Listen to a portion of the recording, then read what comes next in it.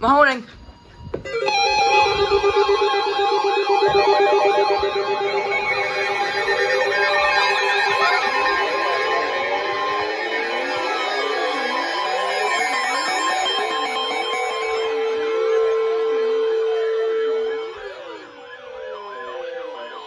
Cleveland has issued a severe thunderstorm warning for eastern Mahoning County in northeastern Ohio until 6:15 p.m. Eastern Daylight Time.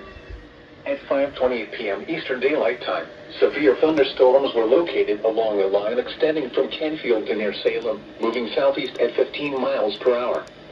Hazard, 60 miles per hour wind gusts and quarter-size hail. Source, radar indicated. Impact, minor damage to vehicles is possible.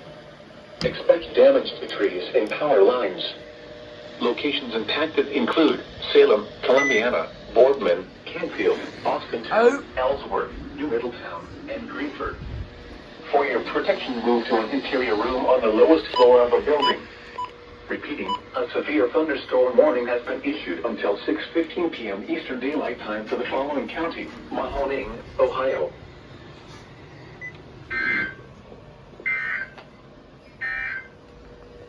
At 5 p.m., weather